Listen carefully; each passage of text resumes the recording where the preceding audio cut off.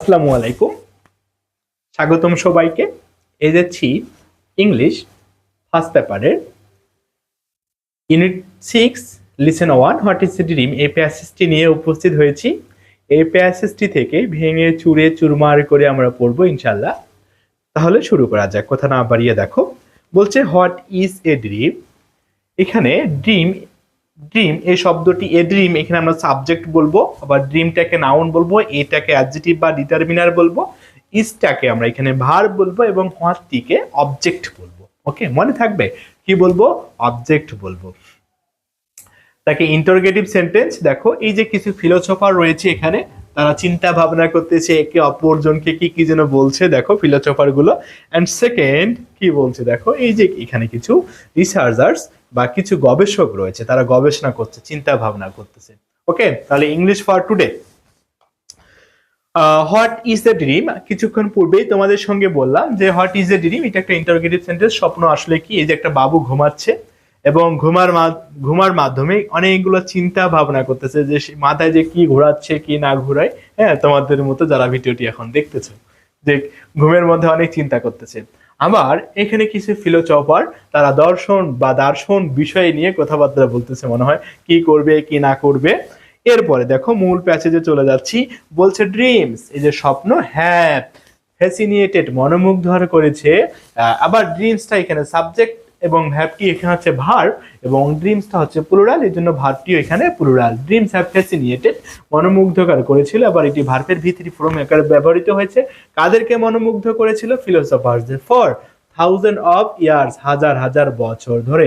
তাহলে ফিলোসফারদের হাজার হাজার বছর ধরে স্বপ্নগুলো মনোমুগ্ধকর করেছিল।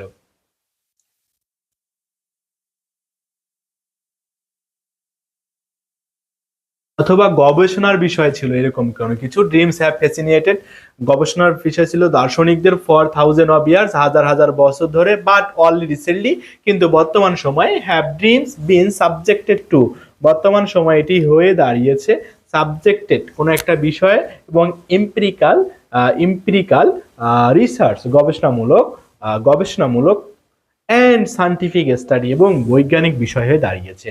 এটা পুরোটাকে আমরা একটা অ্যাসারেটিভ সেন্টেন্স বলবো। কোন সেন্টেন্স বলবো? পুরোটাকে, এটাকে আমরা অ্যাসারেটিভ সেন্টেন্স বলবো। সাধারণত ইনভার্সন যে সেন্টেন্সগুলো রয়েছে, এটি অ্যাসারেটিভ সেন্টেন্সে হয়ে থাকে। কোন সেন্টেন্সে হয়ে থাকে? অ্যাসারেটিভ সেন্টেন্সে হয়ে থাকে। ওকে, তাহলে সাবজেক্টের সঙ্গে কি ব্যবহৃত হয়েছে? টু ব্যবহৃত হয়েছে। চান্সেস আর পরিবর্তন, দ্যাট যেটি। ওকে, দ্যাট ইউ হ্যাভ ওফেন প্রায় সময় ফাউন্ড খুঁজে পাবা ইউর সেলফ নিজেকে, তুমি নিজেকে খুঁজে পাবা পাস্ট অবস্থায়, মানে বিভ্রান্তিকর বা হতবুদ্ধিকর অবস্থায়। হ্যাঁ, যে পাস্ট লিঙ্ক যে ওয়ার্ডটি রয়েছে এখানে সেটি adjective word. Over the content of, over শব্দটি এখানে প্রেপোজিশন ওয়ার্ড, এবং দা এবং অফের মাঝে কন্টেন্ট যে বিষয়টি রয়েছে, বিষয়বস্তু, এর এটি হলো noun word. Content of dream or perhaps, পার্থপক্ষে ইউ হ্যাভ ওয়ান্ডার, তুমি বিস্মিত হবা, why you dream at all. আচ্ছা দেখো এই যে এখানে ড্রিম ওয়ার্ডটি হলো ভার্ব ওয়ার্ড। কেন? কার পরে ব্যবহৃত হয়েছে? সাবজেক্টের পরে ভার্বের পজিশন, এই ওয়ার্ডটি হলো ভার্ব। এবং হোয়াই থেকে শুরু করে এই যে অল পর্যন্ত, একে আমরা কি বলবো? একজন বলো তো কি বলবো? সাবঅর্ডিনেট বলবো বা নির্ভরশীল বলবো। সে পূর্ববর্তী ক্লজটির উপর ডিপেন্ড